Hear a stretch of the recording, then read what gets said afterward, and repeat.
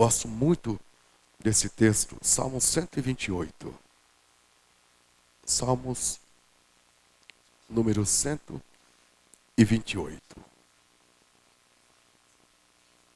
Que vai dizer assim: bem-aventurado aquele que teme ao Senhor. Em alguma tradução está o homem que teme ao Senhor e anda nos seus caminhos. Comerás do trabalho das tuas mãos, feliz serás e te irá bem. A tua mulher será como a videira frutífera aos lados da tua casa. Os teus filhos como plantas de oliveira à roda da tua mesa.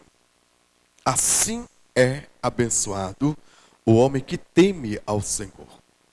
O Senhor te abençoe de Sião todos os dias da tua vida, para que vejas a prosperidade de Jerusalém e vivas para ver os filhos de teus filhos e a paz sobre Israel.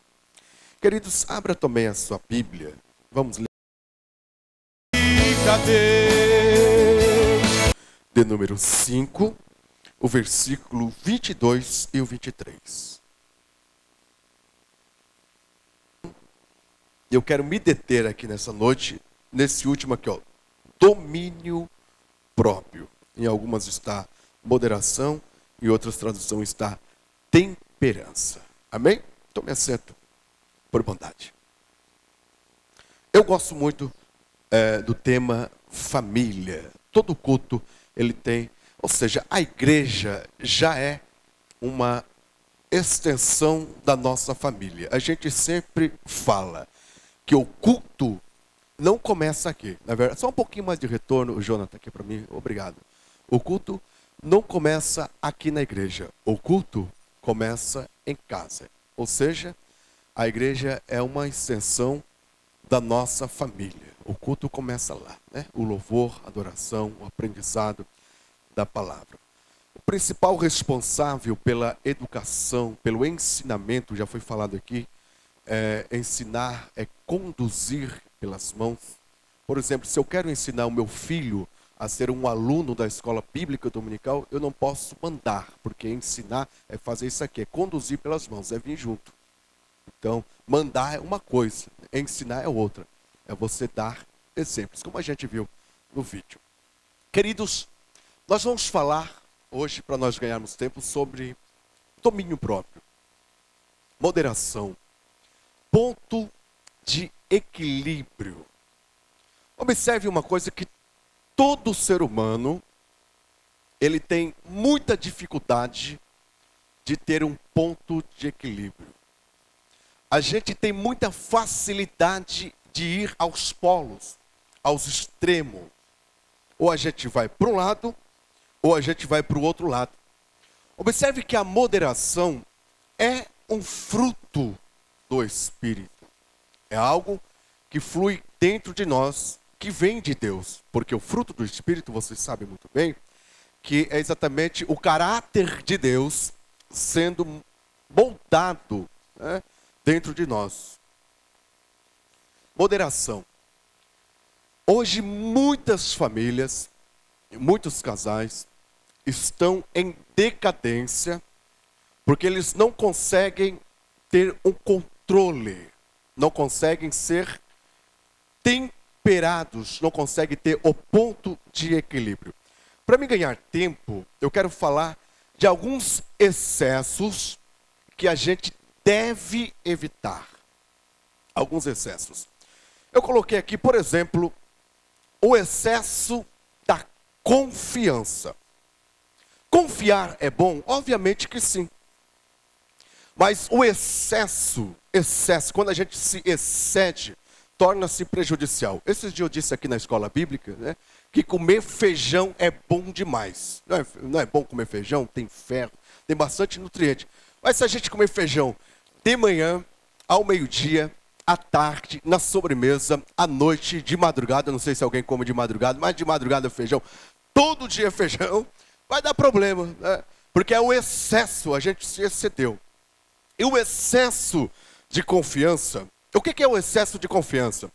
Quando você não consegue visualizar a crise. Quando você chega assim, aqui na minha relação, eu tenho certeza que a crise não vai chegar.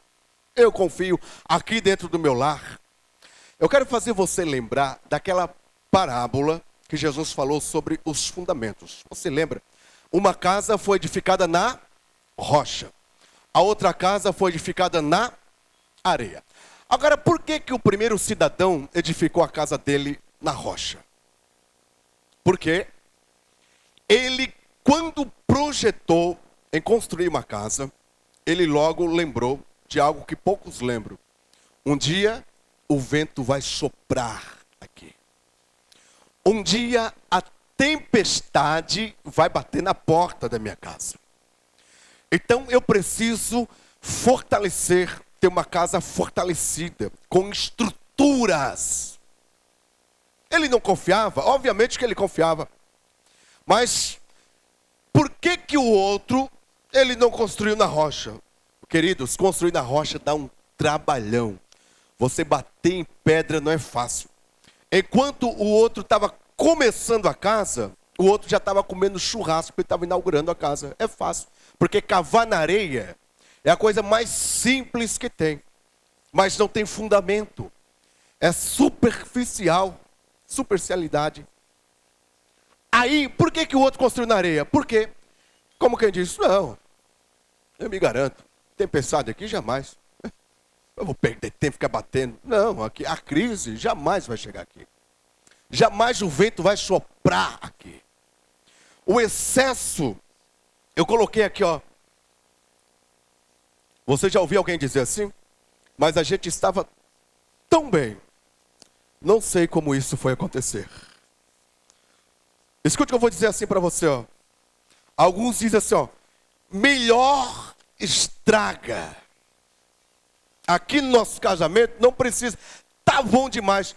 Para que eu vou ir no culto de casais hoje? Eu não preciso aprender mais nada.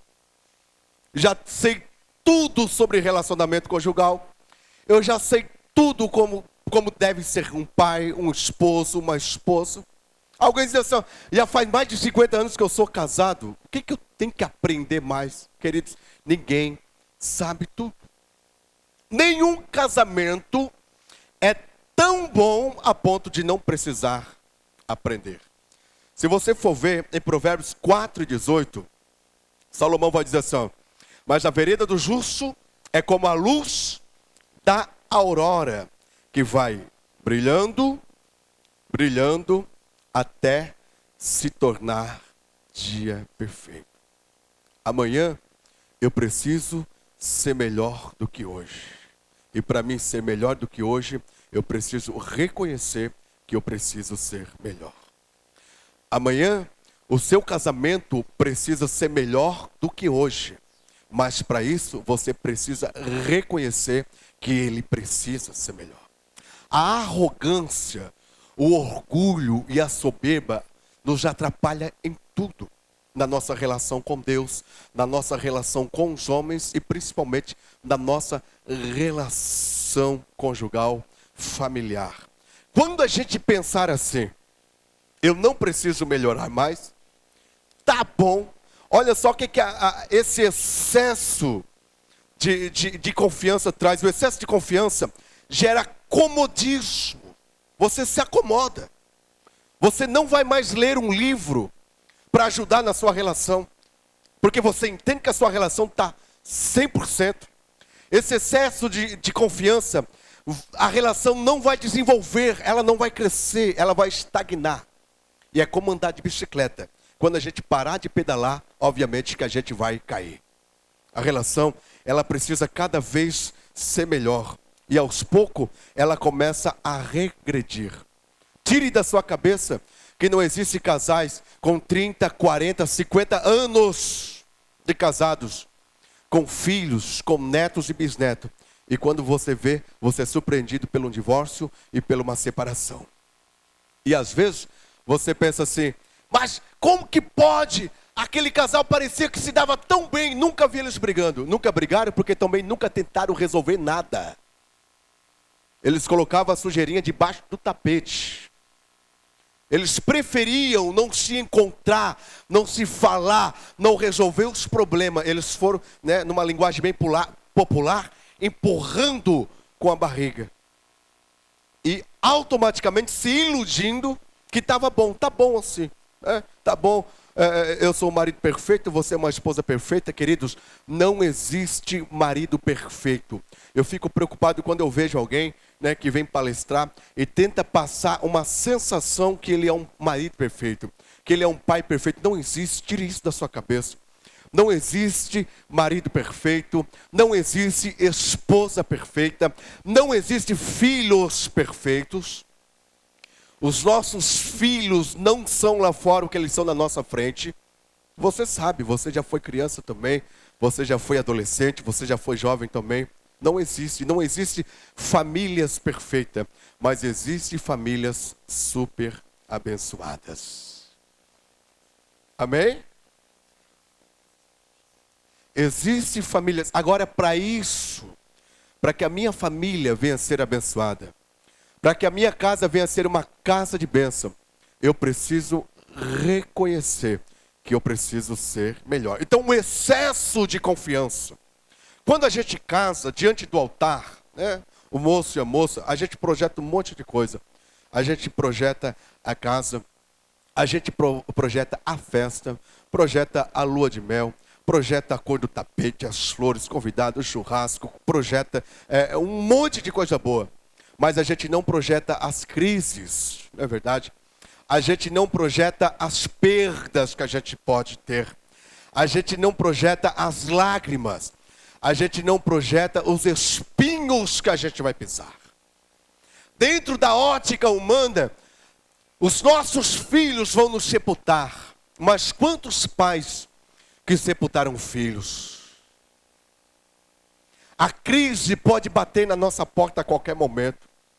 A tempestade pode bater na nossa porta. E se a gente não estiver com a nossa casa alicerçada, se nós não tivermos estrutura, queridos, não vai suportar. Se a nossa relação, se a nossa família, até a nossa comunhão com Deus for superficial, com certeza a gente não vai conseguir vencer os traumas da vida. Só Deus sabe o que nos espera no amanhã. Agora reconheça, isso faz parte da humildade. Como Deus gosta de estar perto das pessoas humildes. Como Deus se afasta do soberbo. Esses dias eu disse aqui no culto de ensino que Deus não consegue se relacionar com soberbo. Não tem. Não dá para se relacionar com soberbo. A soberba, queridos, é a característica mais próxima do inimigo. Soberba. O egoísmo. O eu, quando o eu sobressai. Diga assim: Senhor, o nosso lar está aqui. E se está de pé, porque o Senhor está com a gente. Mas o Senhor sabe do dia da manhã. Nós confiamos em Ti, Senhor, não nos nossos méritos. Quantas famílias que estavam bem financeiramente, quantas famílias bem prósperos financeiramente, e hoje estão dependendo de ajuda. É assim, a vida é assim. Então, o excesso de confiança, quando eu digo confiar em nós mesmos, nos nossos méritos, é muito prejudicial. Agora tem um outro lado da moeda também. O excesso de desconfiança. Se de um lado, os que se excedem na confiança, do outro lado, há os que não conseguem visualizar uma relação abençoada por Deus. Existem pessoas que você vai conversar com ela e você já logo observa que essas pessoas são pessimistas. Aí, irmão, como é que está com você? Meu irmão, não tá pior, cada vez pior. E a sua esposa? Piorou, irmão. E o seu esposo? Está pior. E os filhos? Nem se fala. Está uma bagunça. Mas está caminhando. Está andando. Está se alimentando. Enquanto tem gente respirando com a ajuda de aparelho. Tem pessoas que são para baixo. Que são literalmente o tapetinho. Todo mundo passa por cima dela. Pessoas pessimistas não conseguem visualizar a bênção de Deus. Eu gosto muito daquela mulher, aquela que via Eliseu como homem de Deus. aquela que fez um quarto para Eliseu, aquela que o filho morreu, e quando ela foi ter com Eliseu, que o auxiliar de Eliseu foi atender ela, ele perguntou assim: como vai o seu esposo? Ela disse assim: vai bem. Como vai você? Pense numa mãe com um filho morto em casa. Ela disse assim: vai bem. E como vai o seu filho? Vai bem. Queridos, não se coloque para baixo. Às vezes a gente valoriza um ponto negativo e a gente não consegue visualizar um monte de qualidades da pessoa que está no seu lado, que tem, que os seus filhos têm. Excesso de desconfiança. Confie mais. Eu volto a dizer, ainda hoje eu estive no hospital. Quantas pessoas que queriam pelo menos sair daquela cama e dar uma voltinha no corredor daquele hospital, mas não pode. E às vezes a gente fica se lastimando por coisas tão pequenas. Excesso, confia um pouco mais em Deus. Porque esse excesso de pessimismo, né? Quando você não consegue visualizar, eu coloquei aqui, ó, meu marido e minha esposa, meus filhos, jamais vão mudar. Tire isso da sua cabeça. A sua relação vai melhorar sim. Isso é um momento. Nunca vamos conseguir nos entender. Isso é coisa do diabo. Isso é um momento. Vão conseguir se entender sim. Sempre destaca os defeitos e não consegue enxergar as qualidades. E eu coloquei uma observação aqui, ó. Nenhum casamento seria tão ruim para que Deus não pudesse abençoar. Acredite em Deus. Acredite numa família feliz. Eu gosto muito de um testemunho que eu ouvi um pastor falar. Era numa sala de aula e a professora pergunta naquela sala de aula se alguém sabia aonde era o inferno. Um daqueles meninos se levantou e disse assim: o inferno é lá na minha casa. Daí a professora levou um susto. Por que é na sua casa? Aí o menino disse assim: porque meu pai é alcoólatra. Meu pai todos os dias chega batendo, bate na minha mãe, bate em nós, bate em todo mundo, quebra tudo. A nossa vida é um inferno. Passou alguns meses, a mesma professora na mesma classe faz uma pergunta similar. Mas ela agora faz uma pergunta assim, ó: quem sabe aonde fica o céu? O mesmo garoto se levanta e diz assim: professora, eu sei aonde é que fica o céu. Ela disse: eu não entendi. Há poucos dias atrás você disse que a sua casa era o inferno. Agora está dizendo que a sua casa é o céu. Sim.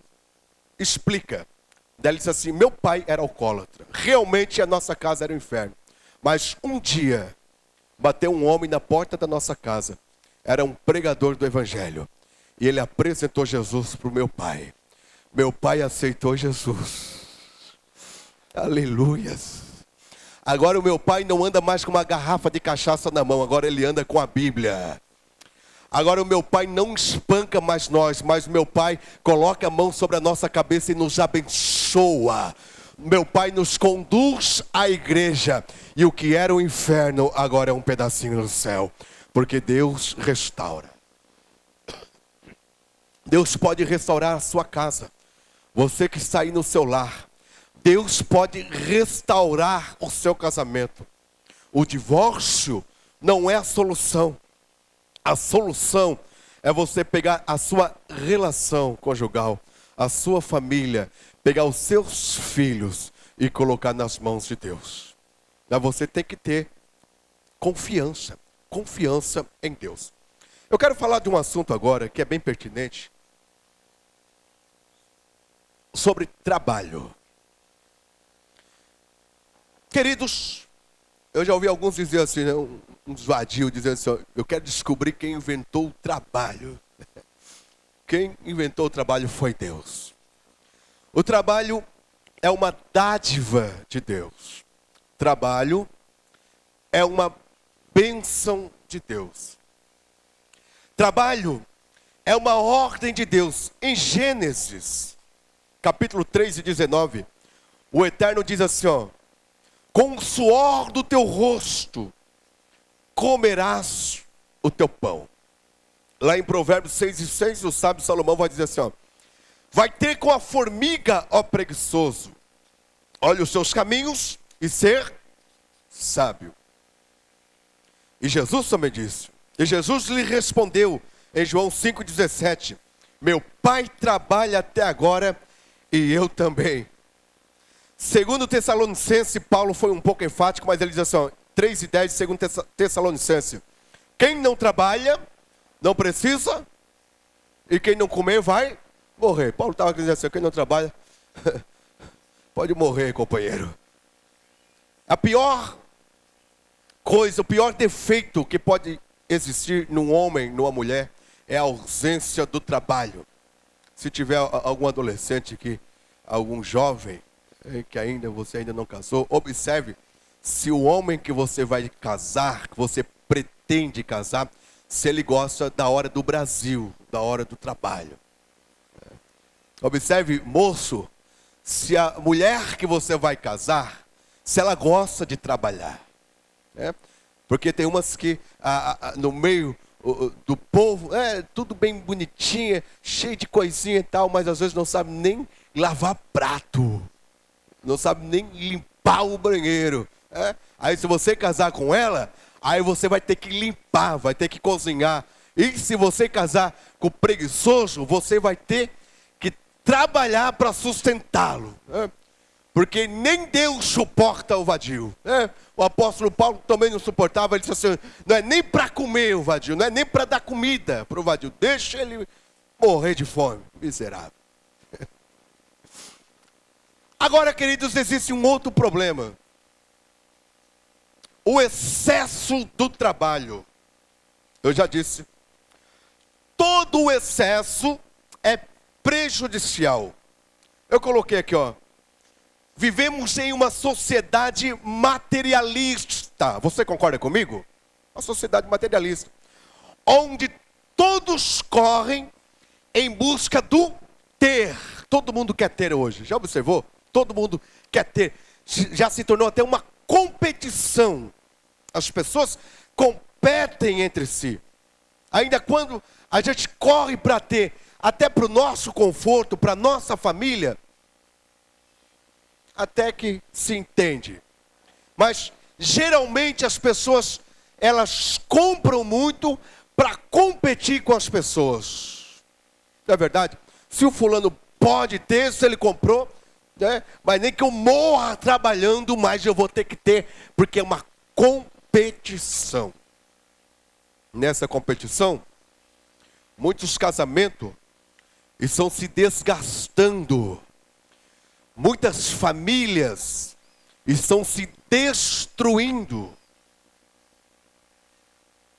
Esse dia eu estava conversando com a minha médica e nós estávamos falando sobre família. E eu estava dizendo para ela, dentro da nossa visão, um grande problema hoje é essa corrida, pelos bens materiais. E às vezes a gente acaba esquecendo dos nossos filhos. E a gente tenta comprar os nossos filhos. E a gente tenta substituir presença com presentes, com tênis de marca, com roupa de marca, com colégio caro. Nada vai substituir a sua presença.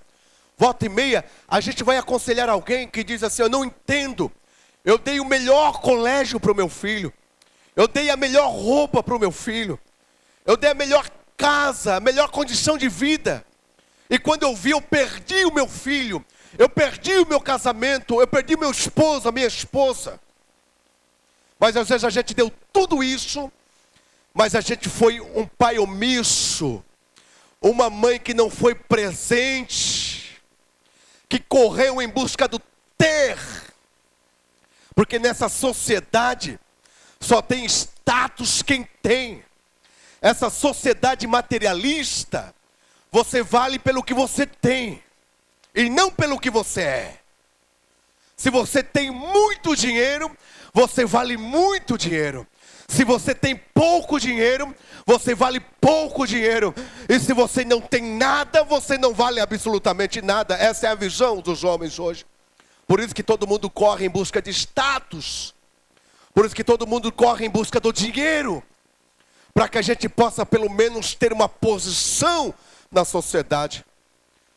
Você nunca vai ver assim, ó, na capa da revista, na tela da televisão, esse pai aqui, né? Ele está nessa capa da revista, está em destaque, porque é um ótimo pai, é um pai presente, é um esposo fiel, é uma esposa excepcional. Você nunca vai ver isso.